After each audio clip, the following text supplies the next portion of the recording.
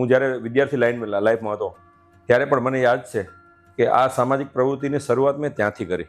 હવે અત્યારે જે બીજા માણસો બરોબર નાના નાના માણસો આવે છે એને આપણે કઈ રીતે મદદ કરી શકીએ, અને મદદ કરવા માટે આપણે એવું જરૂરી નથી કે ખાલી તમે કોઈને પૈસા આપીને જ મદદ કરી શકો. એટલે એ બાપુજીએ જે બધું અમને કર્યું એ અમારા સંસ્કારમાં અત્યારે બરોબર રેડાને આવ્યું. કોઈ પણ હિસાબે તમે સમાજને ઉપયોગી થાવ. ભારતની અંદર સમૂહ લગ્નની શરૂઆત કદાચ ગણીએ તો સૌથી પહેલા બગસરામાં થઈ હતી, મારા ગામમાં. ને એટલો બધો ભયંકર સંઘર્ષ કર્યો. હજી બી સંઘર્ષ કોઈ પણ વસ્તુમાં બરોબર મને સંઘર્ષ બહુ મળે, ભગવાન પરીક્ષા લે છે. તો મેડમ 1 એપ્રિલે મારો બર્થડે છે અને તે દિવસે મારે 44મી વાર બ્લડ આપવું છે, અને મારા જન્મદિવસે ઉજવણી મારે બ્લડ ડોનેશન કેમ્પ કરવું છે. અને મારે આ ત્યારે સ્વર્ણિમ વર્ષ ચાલતું હતું આપણું, એટલે મારે સ્વર્ણિમ ગુજરાત યુથ ફાઉન્ડેશન નામની એનજીઓ ચાલુ કરવી છે. ત્યારે નદીમાંથી પાણીમાં નાનો એનો વીવડો કે આપણે દેશી ભાષામાં, એ વીવડામાંથી પાણી જ્યારે ઉલેચીએ ને એટલે પાણી બરોબર ઉલેચાઈ જાય, પછી પાછું ઓટોમેટિક પાણી નવું આવી જાય. રક્તદાનનું એવું જ છે, તમારા શરીરમાં કોષ બને, એ તમે નહીં આપો તો કોષ ઓટોમેટિક નાશ થાય, પાછા નવા બને.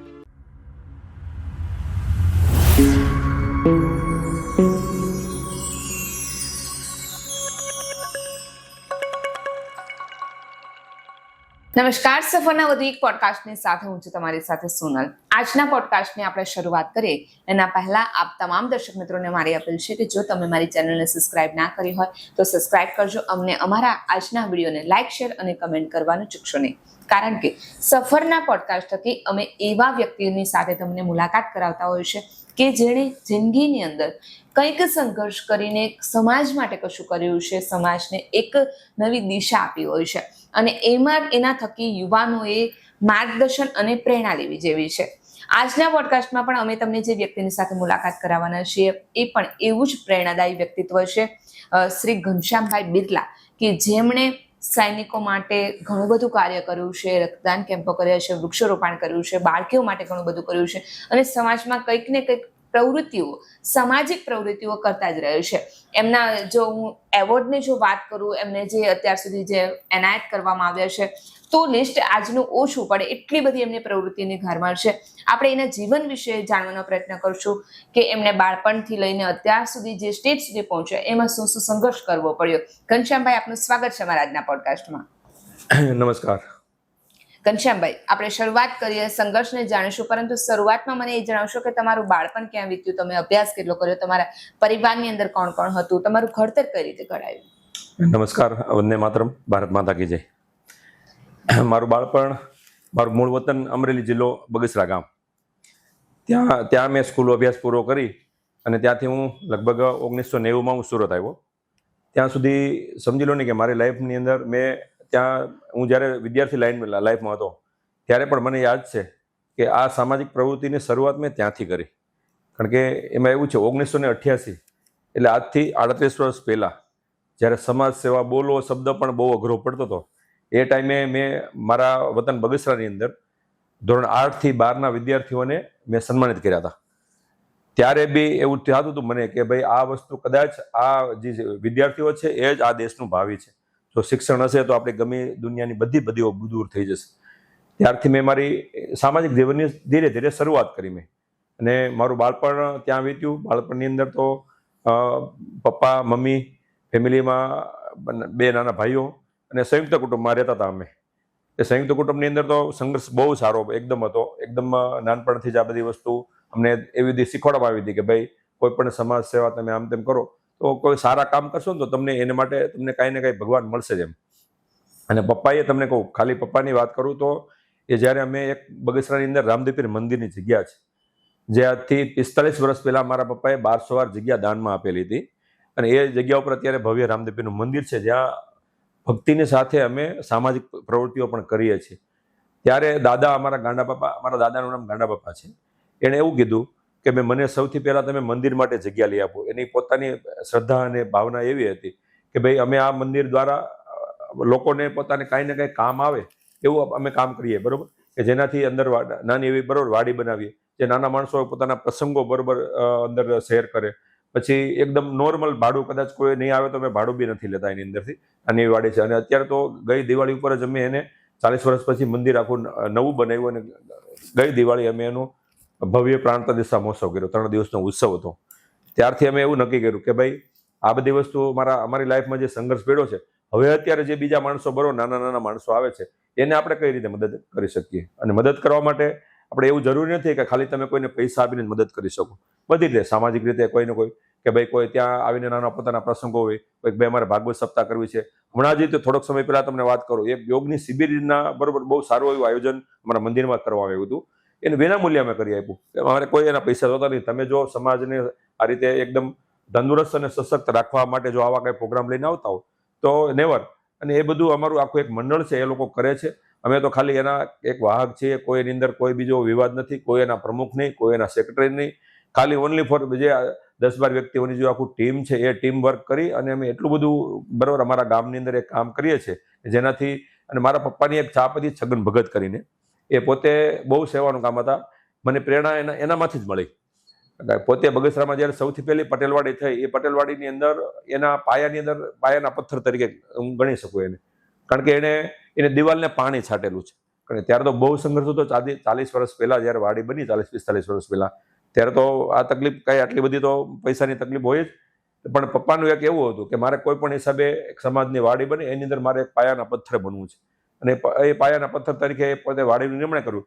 એટલે અમને બાળપણથી જ આવા સંસ્કારો રોપવામાં આવ્યા હતા કે તમે આ બધી વસ્તુ કરી અને તમે કોઈ પણ સમાજને કઈ રીતે ઉપયોગ થઈ શકો. એટલે એ બાપુજીએ જે બધું અમને કર્યું એ અમારા સંસ્કારમાં અત્યારે બરોબર રેડાને આવ્યું. કોઈ પણ હિસાબે તમે સમાજને ઉપયોગી થાવ. સમાજ તમારા માટે શું કરી શકે એવું નહીં, તમે સમાજને કઈ રીતે ઉપયોગી થઈ શકો, એવી બધી એ અમને પહેલેથી શીખ હતી. અને બાપુજી આજુબાજુના ગામની અંદર જે કાંઈ, પછી સૌથી પહેલા તમને એક બીજી વાત સારી કહી દઉં કે આખા કદાચ ભારતમાં, હું તો માનું છું, કદાચ ગુજરાતની અંદર તો પહેલી વાર જ છે, પણ ભારતની અંદર સમૂહ લગ્નની શરૂઆત કદાચ ગણીએ તો સૌથી પહેલા બગસરામાં થઈ હતી, અમારા ગામમાં. ત્યારે એ અર્જનભાઈ વેલજીભાઈ પટેલ કરીને અમારા સમાજના પ્રમુખ હતા. એની જોડે બાપુજી રહી અને એ લોકોએ સૌથી પહેલા સમૂહ લગ્ન કર્યા. ત્યારે તો નવી વાત હતી કે સમૂહ લગ્નનો કોન્સેપ્ટ કઈ રીતે. માર્ચ 1982માં સૌથી પહેલા સમૂહ લગ્ન થયા. તમે વિચાર કરો કેટલા વર્ષ થયા એ વાતને. 46 વર્ષ થયા આજે, 45-46 વર્ષ. એ ટાઈમે સમજી લો સૌથી પહેલા કદાચ કોઈ સમાજમાં સમૂહ લગ્ન થતા, ગુજરાતમાં તો થતા જ નહોતા, મને ખ્યાલ છે. એ ટાઈમથી એ લોકોએ શરૂઆત કરી કે ભાઈ આપણે ગરીબ માણસો હોય એ, પછી અત્યારે તો સામાજિક ક્રાંતિની અત્યારે વેગ છે, અત્યારે તો બહુ બધું છે. અત્યારે તો શું નથી થતું એ એક નવાઈની વાત છે. પણ તમે હંમેશા કોઈ પણ વસ્તુની જ્યારે પેલું કરો ને શરૂઆત, ત્યારે બહુ અઘરી હોય છે. એટલે એ અઘરી શરૂઆત બરોબર કરી અને બાપુજીને એની સાથે જોડાયેલા હતા. અને એ પછી તો દર વર્ષે સમૂહ લગ્ન થતા જ ગયા. અત્યારે તો માનો ને કે બધી કદાચ કોઈ પણ જ્ઞાતિ બાકી નથી ને કોઈ શહેર બાકી નથી કે જેની અંદર સમૂહ લગ્નની ક્રાંતિ નહીં આવી હોય. સમૂહ લગ્નની ક્રાંતિ તો આવી, એની સાથે સાથે પછી એવું વિચાર્યું કે ભાઈ આ બધી વસ્તુ કરી છે, એનાથી આપણો સમાજ કેમ કરીને ગયો, બીજા સમાજોને પ્રેરણા કેમ મળે. પહેલા તો ખાલી પટેલ સમાજમાં બરોબર કર્યું. અત્યારે તો સારી વાત, બહુ આનંદની વાત છે કે બધા સમાજો સમૂહ લગ્ન કરવા માંડ્યા. એ પછી એની અંદર માનો ને કે એ લોકોની વાડીઓ બનવા માંડી, એ લોકોના કોઈ શૈક્ષણિક સંકુલો બનવા માંડ્યા. પણ આ સમાજ સેવાનું માધ્યમ હું તો એવું માનું છું કે સમૂહ લગ્ન હતું. કારણ કે સમૂહ લગ્નના માધ્યમથી તમે બરોબર બધા ભેગા થયા. આ પ્લેટફોર્મ આપણે સમૂહ લગ્નનું એને પૂરું પાડ્યું આપને કે ભાઈ આપણે સમૂહ લગ્ન કર્યા તો આપણે આ સામાજિક જીવનમાં આપણે આગળ વધી ગયા. એટલે એ એક સારી વાત હતી. અને બાપુજીના જે ગુણ હતા એ બધા બરોબર આપણામાં આવ્યા છે. હજી આજની તારીખમાં બી અત્યારે વિચારી ક્યારેક, અત્યારે બાપુજીની એક છગન ભગત તરીકેની ઇમેજ હતી કે છગન ભગત આજુબાજુના લગભગ 50 ગામની અંદર છગન ભગતની બરોબર મારા પપ્પાની એક નામ હતું એનું કે આવું છે તો આવું કરીએ તમે કઈ રીતે. એટલે એ લોકો કહે કે ભાઈ તમે આ રીતે ભગત ત્યાં જાઓ. અને બાપુજી બીજી એક વાત હતી, મારા ફેમિલીની બીજી એક વાત કરું કે મારા બાપુજી ડેઈલી બપોરે જ્યારે દુકાન છે અમારે ત્યાં બગસરા શહેરની અંદર, એની અંદર એવું છે કે જ્યારે બપોરે ઘરે જમવા માટે આવે ત્યારે દરરોજ એક સાધુને જમવા લઈને આવતા. જ્યાં સુધી જીવ્યા ત્યાં સુધી બરોબર આજથી 13 વર્ષ પહેલા એનું અવસાન થઈ ગયું છે. પણ હજી બી અત્યારે પ્રવૃત્તિ અમારી ચાલુ જ છે. અમે હવે અત્યારે મંદિરે જમાડીએ છીએ. પણ એ બાપુજી જ્યારે હાથે આવતા, બાપુજી બેસે એની બાજુમાં સાધુને બેસાડે. બાપુજીની થાળીમાં જે રોટલો આવે એ રોટલો એની થાળીમાં. કોઈ પણ માણસ આવે સાધુ તો ચિઠ્ઠી લખી દે બાપુજી બહાર ગામ હોય ને તો એ ત્યાં દુકાને કહેતા જાય કે કોઈ સાધુ આવશે ને તો ઘરે બરોબર મોકલવાને જમાડી દેવાનું. ડેઈલી સાધુને જમાડે. કદાચ મને એવું લાગે છે કે આ બાપુજીની બરોબર આ પ્રવૃત્તિ છે, હજી સામાજિક પ્રવૃત્તિ એની હતી, કદાચ એના ફળ અમે ભોગવતા હોઈએ એવું બને. અને બાપુજીની આજથી 13 વર્ષ પહેલા અવસાન થઈ ગયું. એની ખોટ તો ક્યારે નહીં પૂરાય.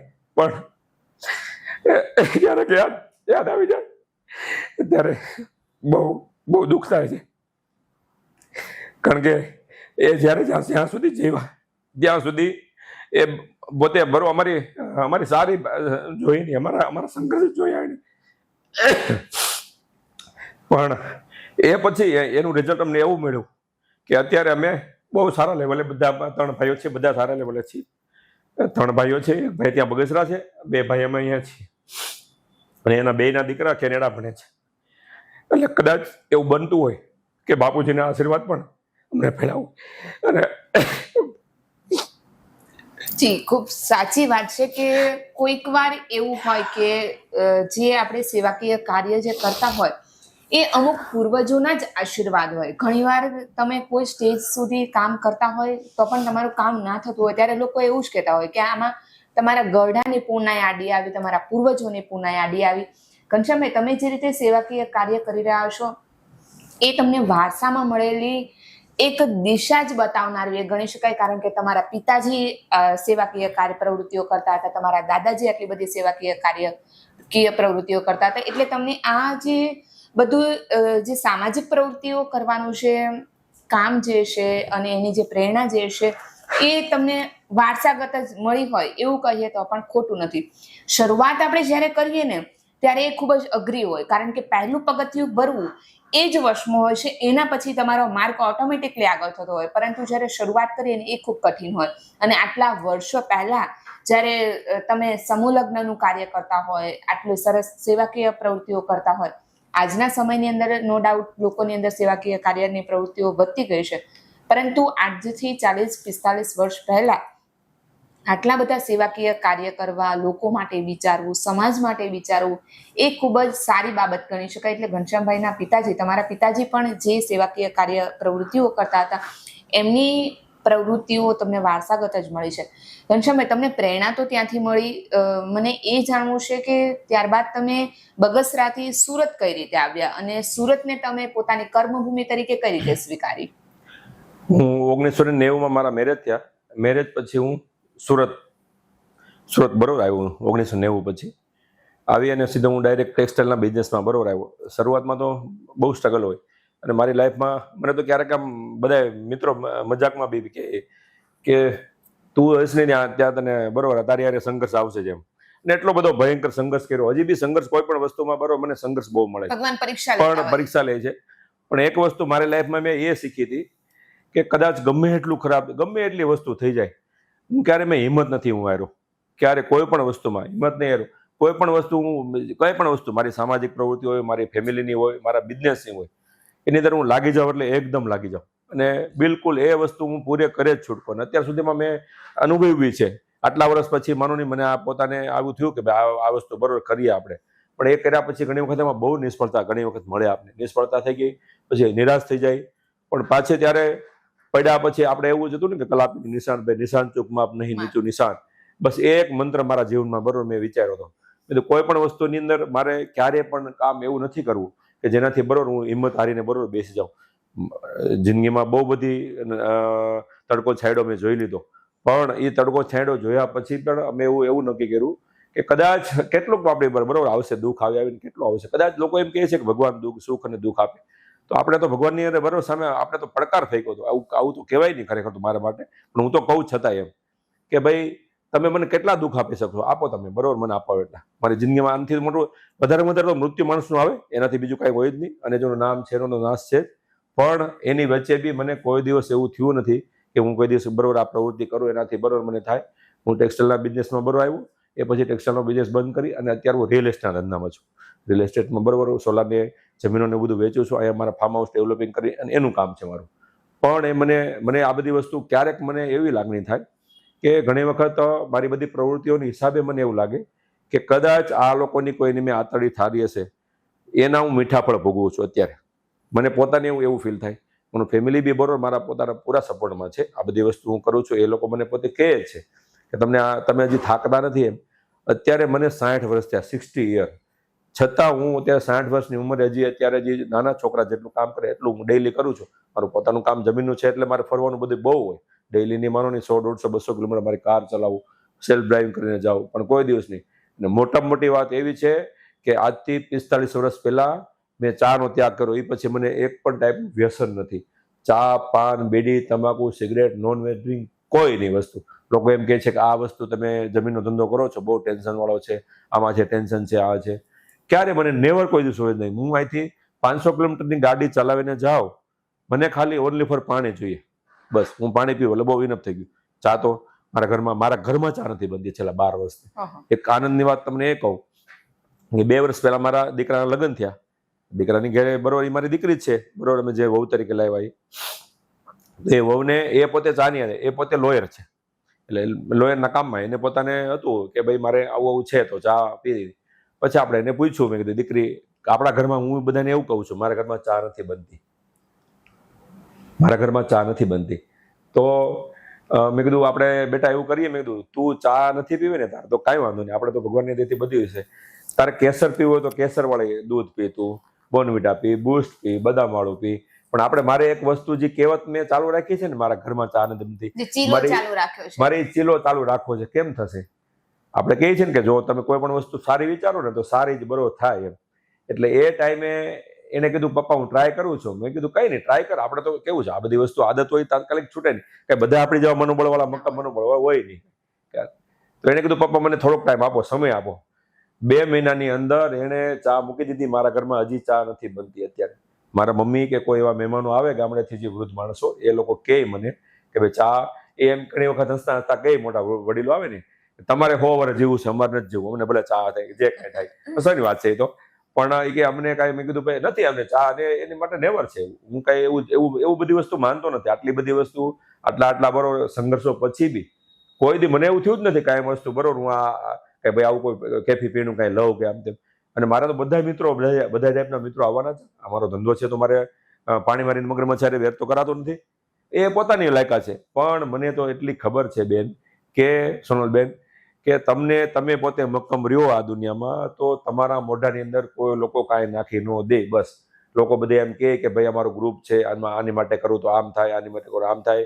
એવું કશું હોતું નથી.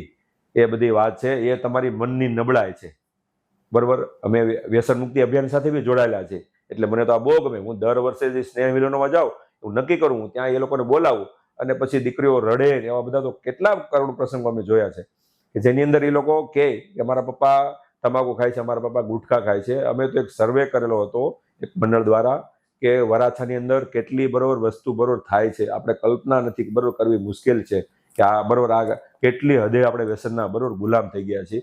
છતાં લોકોને બરોબર કરવું નથી. બસ એમ કે વાત બધી એવી હોય. દાખલા કે હું તમને એક સાદો એક દાખલો આપું તમને બેન, કેન્સરનો. લોકો એમ કે ભાઈ કેન્સર બરોબર થાય, ગામડે કેન્સર બી થવા માંડે, પણ એનું કારણ પેસ્ટિસાઇડ છે. પણ તમે કલ્પના કરો, વિચાર કરો, એ જે આંકડા આવ્યા છે એમાં સૌરાષ્ટ્રવાસીઓના આંકડા વધારે છે, એને મોઢાના કેન્સરના છે. તમે કમસે કમ તમારી જાતને છેતરો નહીં.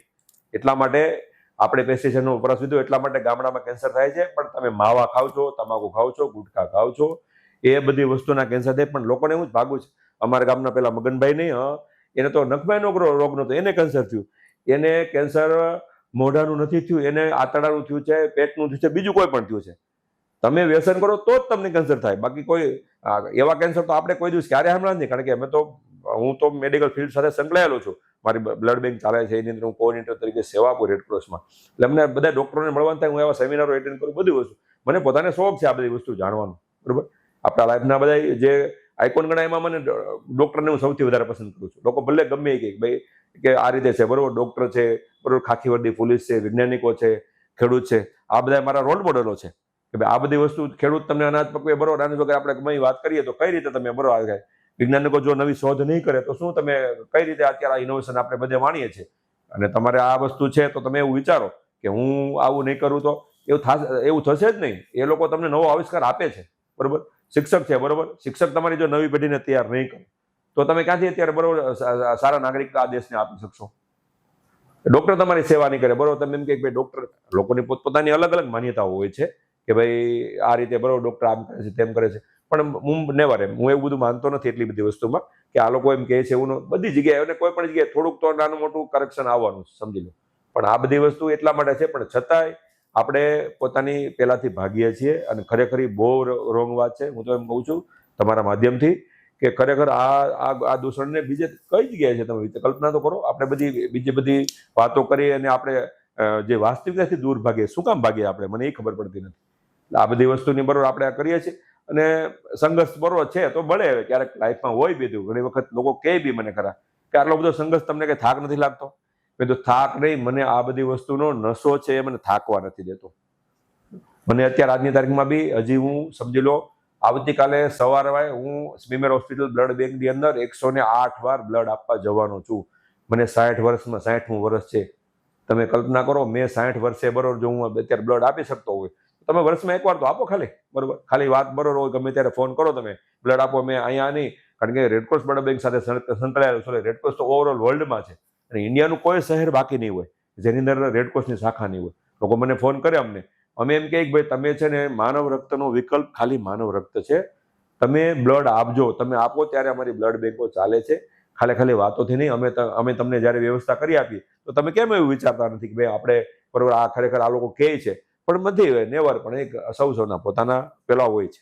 જી સાચી વાત છે ઘનશ્યામભાઈ, કે મનની મક્કમતા હોય ને ત્યારે જ માણસ ધારે ને એ વસ્તુ કરી શકે. તમારામાંથી શીખવા જેવી બાબત છે કે વ્યક્તિ જે રીતે એવું કહેતો હોય ને કે હું આ ધંધા સાથે સંકળાયેલો છું એટલે મારે અમુક વ્યસનો તો કરવા જ પડે તો જ મારો ધંધો ચાલે. એટલે એવા જે વિચારધારા વાળા લોકો છે ને એમને આ ઘનશ્યામભાઈની આ વાત પરથી પ્રેરણા લેવી જેવી છે કે તમારી મનની મક્કમતા છે ને તો કોઈ પણ વ્યસન તમને ક્યારેય પણ હરાવી ના શકે. વાત હવે જ્યારે સંઘર્ષની આવી, તમે જે રીતે કીધું તે પ્રમાણે કે તમારું જીવન જ સંઘર્ષથી શરૂઆત થાય. તમે કોઈ પણ કાર્યની શરૂઆત કરો એટલે સંઘર્ષ આવે જ, અને દરેક વ્યક્તિના જીવનમાં સંઘર્ષ વગરનું જીવન તો હોય જ નહીં, નાનો હોય કે મોટો હોય. મારે એ જાણવું છે કે ઘનશ્યામ બિરલા ક્યારેય પોતાના જિંદગીથી આવા સંઘર્ષ થકી હારી ગયા હોય પરંતુ છતાંય એની મનની મક્કમતાથી પાછા બેઠા થયા હોય ને, એ બેઠા થયા એ પહેલા હતા એના કરતા વધારે જોશ અને ઉત્સાહથી આગળ વધ્યા હોય, એવો પ્રસંગ કોઈ બન્યો છે તો અમારા દર્શક મિત્રોને શેર કરશો. એમાં એવું છે, આજથી 17-18 વર્ષ પહેલા જ્યારે હું ટેક્સટાઇલના બિઝનેસમાં હતો, 18 વર્ષ થઈ ગયા મને, ત્યારે બિલકુલ સમજી લો ને કે ટેક્સટાઇલના ધંધામાંથી હું ઝીરો થઈ ગયો એકદમ. અને એટલી બધી સંઘર્ષ, બરોબર, તો સંઘર્ષવાળી લાઈફ તો મારી હતી જ. એની અંદરથી એમ થયું કે ચાલો શું કરશું હવે, બરોબર, એક જ વસ્તુ. ત્યારે મને પોતાને એમ થયું કે ભાઈ આપણે જમીન સાથે જોડાયેલા છીએ તો જમીનના ધંધામાં બરોબર જઈએ. ત્યારે તો બરોબર કોઈ કોન્ટેક્ટ નહીં, બધી વસ્તુ. પણ એવું વિચારું, મારા 2-4 મિત્રો છે એવા, એને એમ કીધું કે ભાઈ આ વસ્તુ તારે માટે, તું પોતે આ બધી વસ્તુમાં સંકળાયેલો છો, તું વાંચાલ માણસ છો, તારે તું લોકો જોડે મિત્રતા વધારે તાત્કાલિક બની શકે, તારાથી આ કામ થઈ શકે. ત્યારે મને હિંમત તો 1 મિનિટ હારી નહોતી, પણ વસ્તુ એવી થતી હતી, મને એવું આ મનમાં સંદેહ રહેતો હતો ક્યારેક કે આ વસ્તુ બરોબર કરી, હું મારું ફેમિલી કઈ રીતે, ફેમિલી ડિસ્ટર્બ થઈ જાય તમે કોઈ પણ ધંધામાં આ રીતે થાવ એટલે. પણ પછી મેં રિયલ એસ્ટેટના બિઝનેસમાં આવ્યો. રિયલ એસ્ટેટના બિઝનેસમાં બી મને 2-3 વર્ષ બહુ સંઘર્ષ રહ્યો. પણ એ સંઘર્ષ લેવા પછી મને 2-3 વર્ષ પછી જ્યારે આપણે ફ્લડ આવ્યું ત્યારે એ પહેલાં મને એટલો બધો વ્યવસ્થિત બરોબર મારા બિઝનેસની અંદર મને જે પુશઅપ મળ્યો કે આગળના હતા બરોબર, મને કોઈ દિવસ એવું નહોતું થતું કે ભાઈ આ વસ્તુ ટેક્સટાઇલની અંદર બરોબર મેં બહુ મોટું કામ કરેલું હતું, પણ એની અંદર હું કોઈ દિવસ મારા ફેમિલીની અરે મારી ફેમિલી લાઈફ મેં કોઈ દિવસ એ રીતે જીવી નથી કે હું એને ફરવા લઈ ગયો. એ પછી હું ટેક્સટાઇલના બિઝનેસમાં આવ્યા પછી, ટેક્સટાઇલમાંથી છોડી અને જમીનના બિઝનેસમાં આવ્યા પછી હું ઘણા રાજ્યોમાં બરોબર ફરી આવ્યો, બધી જગ્યાએ એ લોકોને લઈ ગયો. પછી મારી સુખાકારી બરોબર સારી રીતે વધી અને મને પોતાને માનસિક એવી શાંતિ મળી કે ના હવે હું કંઈક બરોબર આ બધું કોઈ વસ્તુ કરી શકીશ. અને હું જમીનના બિઝનેસમાં સંકળાયેલો હતો ને એટલા માટે આ બધી પ્રવૃત્તિઓમાં થોડોક હું ટાઈમ આપી શકું.